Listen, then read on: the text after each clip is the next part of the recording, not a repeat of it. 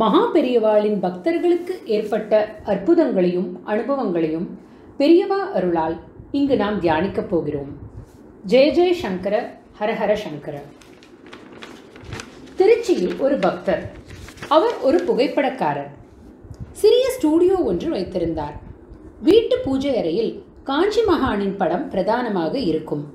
தினம் காலையில் எழுந்து குளித்த பிறகு ஏதாவது ஒரு படையலை மகா பெரியவர் முன் வைத்து வணங்கிவிட்டுதான் தன் வேலையை ஆரம்பிப்பார். பெரியவாளின் நாமத்தை அவரது உதடுகள் உச்சரித்துக் கொண்டே இருக்கும். ஒரு தடவை பெரியவா ஆந்திர மாநிலத்தில் உள்ள கர்னூலுக்கு விஜயம் செய்திருந்தார். அதுவோ உஷ்ண பிரதேசம். வெயில் கடுமையாக கொளுத்திக் கொண்டிருந்தது. திருச்சியில் உள்ள இந்த புகைப்பட கலைஞருக்கு பெரியவாளை தரிசிக்க வேண்டும் என்று மனதில் ஆசை வந்தது. அன்று காலை ரயிலில் புறப்படும் முன் வழக்கம் போல் பெரியவா படத்துக்கு முன்னால் படையலாக சூடான பாலை ஒரு டம்ளரில் வைத்துவிட்டு போனார். கர்னூலில் அளவுக்கு அதிகமாக பக்தர் கூட்டம். புகைப்பட நிபுணரால் எந்த பக்கமும் உள்ளே செல்ல முடியவில்லை. சற்று தூரத்தில் இருந்த மணற் குவியல் ஒன்றின் மீது ஏறி நின்று மகா பெரியவாளை தரிசிக்க முயன்றார். வெயிலின் கொடுமையால் கால் ஒரு பக்கம் சுட்டது. கும்பல் குறைந்தவுடன் மாலையில் வந்து பார்த்து கொள்ளலாம் என்று மனதில் கவலையோடு புறப்பட்டார். இவ்வளவு தூரம் வந்தும் மகானை உடனடியாக பார்க்க முடியவில்லையே என்கிற ஏக்கம் அவருக்கு. சற்று தூரம்தான் நடந்திருப்பார். யாரோ அவரை கூப்பிடுவது போல் தோன்றவே திரும்பி பார்த்தார். ஒரு பக்தர் வேகமாக இவரிடம் ஓடி வந்தார். நீங்க திருச்சியிலிருந்து தானே வந்திருக்கீங்க என்று கேட்டார். ஆமாம் என்றார் புகைப்படக்காரர். பெரியவா உங்களை அழைத்து கொண்டு வர சொன்னார். என்னையா? புகைப்படக்காரருக்கு ஒரே வியப்பு. நீங்க போட்டோகிராஃபர் தானே? ஆமாம் என்றார் புகைப்படக்காரர். அப்படி என்றால் வாருங்கள். விடாப்பிடியாக அவரை அழைத்து கொண்டு போய் பெரியவா முன் நிறுத்தினார் அந்த சிஷ்யர். கைகளை கூப்பியவாறு கண்களில் நீர் பெருக்கெடுத்து ஓட புகைப்பட நிபுணர் தன்னை மறந்து அங்கே நின்றார். அவரை ஒரு தடவை ஏற இறங்க பார்த்த மகான், என்னை பார்க்கணும்னு இவ்வளவு தூரம் கிளம்பி வந்திருக்க, கடைசியில பார்க்காமலேயே போனா என்னப்பா அர்த்தம் என்றார். கும்பல் நிறைய இருந்தது. அதான் கொஞ்சம் குறைஞ்ச உடனே வரலாம்னு என்று தடுமாற்றத்துடன் இழுத்தார் புகைப்படக்காரர். சரி சரி, சாப்பிட்டியோ என்றார் மகா பெரியவா. சாப்பிட்டேன் என்றார் புகைப்படக்காரர். சில வினாடிகள் தாமதத்துக்கு பின் மகா பெரியவர் பேசினார். என் வாயை பார்த்தியோ? நாக்கை வெளியே நீட்டினார். சூடுபட்டது போல் சிவந்திருந்தது. பிறகு கேட்டார், உதடெல்லாம் கூட புண்ணாயிருக்கு, ஏன் தெரியுமா? புகைப்பட நிபுணருக்கு ஒன்றும் புரியவில்லை. நீ பாலை சூடா வச்சிட்டு அவசரமா கிளம்பி வந்துட்ட இல்லையா, அதான் என்றார். திருச்சிக்காரருக்கு புறப்படும் போது தான் படையலாக வைத்த சூடான பால் அப்போதுதான் நினைவுக்கு வந்தது.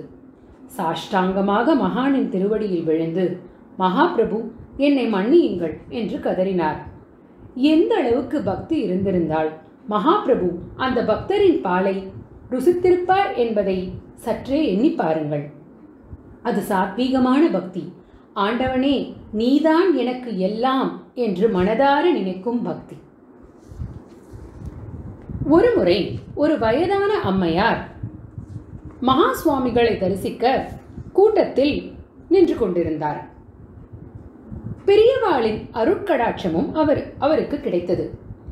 சேவை முடிந்ததும் ஒரு தட்டில் சில பழங்களை வைத்து அந்த அம்மையாரை எடுத்துக்கொள்ள சொன்னார் மகா பெரியவா. மிகவும் திருப்தியாக பழங்களை எடுத்துக்கொண்ட அந்த அம்மையார் பழத்தோடு சேர்ந்து வந்த மெல்லிய மறிக்கொழுந்து காம்பு ஒன்றை எடுத்து கீழே போட்டுவிட்டு பழங்களை மட்டும் எடுத்து பையில் போட்டுக்கொண்டார்.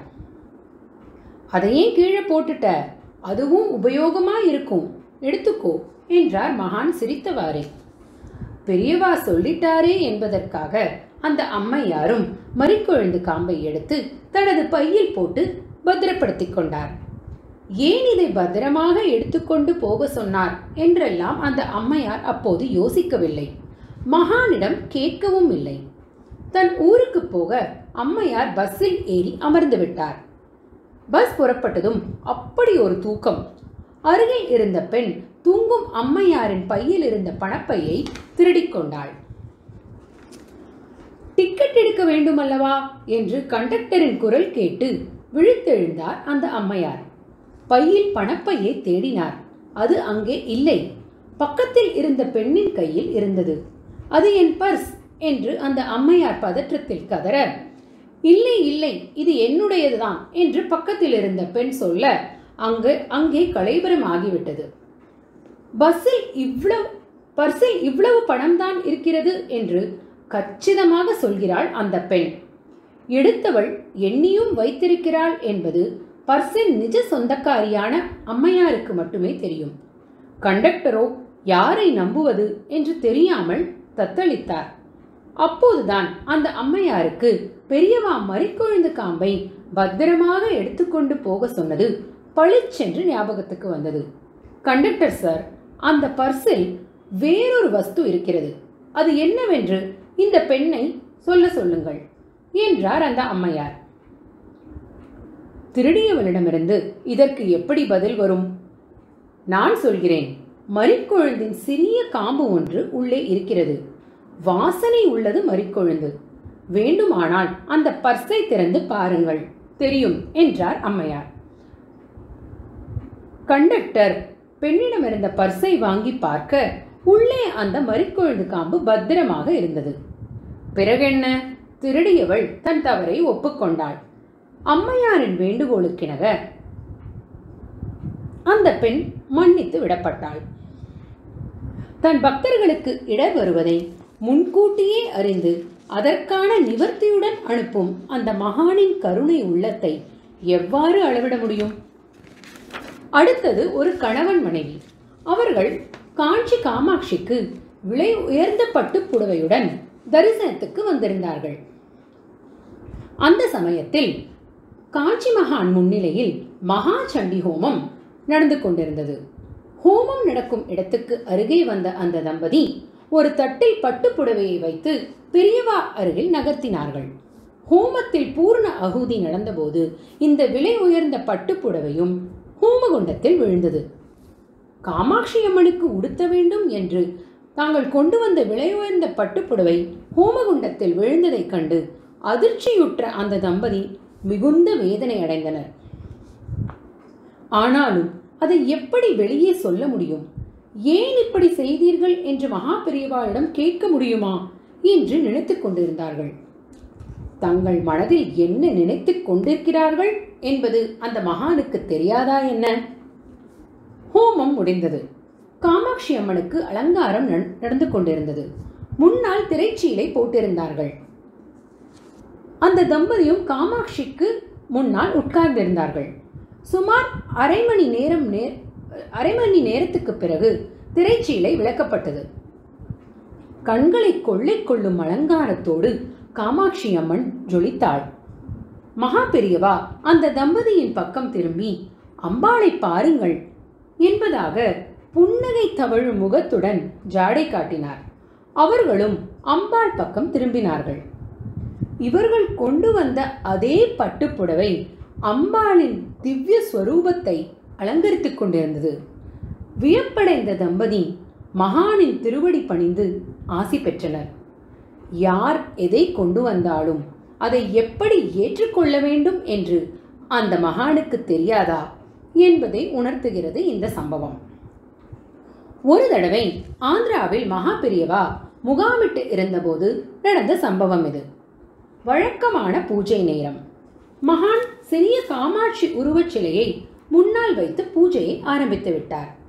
அந்த நேரத்தில் எங்கிருந்தோ வந்த ஒருத்தி ஏகமாக சத்தமிட்டு கொண்டு, எனக்கு புடவை கொடு, புடவை கொடு என்று கத்தினாள், ரகளை செய்தாள். அவள் உடுத்தியிருந்த பழைய புடவை ஒன்று கந்தல் கந்தலாக காட்சியளித்தது. அவளின் இடது முழங்காலுக்கு மேலே புடவை கொஞ்சம் பெரிதாகவே கிழிந்திருந்தது. பூஜை நேரத்தில் இப்படி ஒரு தொல்லையா என்று பெரியவாளின் சிஷ்யர்கள் அவளை அங்கே இருந்து விரட்டத் தொடங்கினார்கள். அமைதியாக அவளை பார்த்த மகான் அவர்களை பார்த்து கையமர்த்திவிட்டு ஒரு பட்டுப்புடவையை கொண்டு வர சொல்லி அதை தட்டில் பழங்களோடு வைத்து அவளிடம் கொடுத்தார். புடவையை எடுத்துக்கொண்ட அவள் அங்கிருந்து வேகமாக போய்விட்டாள். அங்கிருந்த சிஷ்யர்களில் ஒருவருக்கு மனதில் ஏதோ சந்தேகம். அவள் பின்னாலேயே வேகமாக போனார். ஆள் நடமாட்டம் குறைந்த இடத்தை அந்த சிஷ்யர் கடந்தபோது அவர் கன்னத்தில் யாரோ பளீர் என்று அரைந்தது போலிருந்தது. அங்கேயே மயங்கி விழுந்தவர் பெரியவா இருந்த இடத்துக்கு வர சற்று நேரமாயிற்று. என்னடா புடவை என்னாச்சுன்னு பார்க்க போனியோ? வந்தவ அம்பாள்டா என்று தன் முன்னே இருந்த விக்கிரகத்தை சுட்டி காட்டினார் மகா பெரியவா. வந்தவளின் உடலில் புடவை எங்கு கிழிந்திருந்ததோ அதே இடத்தில்தான் தேவியின் சிலையில் உடுத்தப்பட்டிருந்த சேலையும் கிழிந்திருந்தது. தனக்கு என்ன தேவை என்று மகானிடம் நேரில் கேட்டு பெறும் வழக்கத்தை அந்த தெய்வமான அம்பாள் கடைப்பிடித்து வந்திருக்கிறாள் என்பதை உணர்த்துகிறது இந்த சம்பவம். காஞ்சி மகா பெரியவா மேல் பரிபூர்ண நம்பிக்கை வைத்தால் அவர் நம் கூடவே இருப்பார் என்பதை உணர்த்துகிறது இந்த சம்பவங்கள். இங்கு பேசப்பட்ட வார்த்தைகள் அனைத்தையும் ஸ்ரீ சந்திரசேகரேந்திர சுவாமிகள் பாதங்களில் சமர்ப்பணமாக வைத்து இந்த உரையை நிறைவு செய்கிறேன். ஓம் நமோ வெங்கடேஷாய. ஜெய ஜெய சங்கர. ஹர ஹர சங்கர.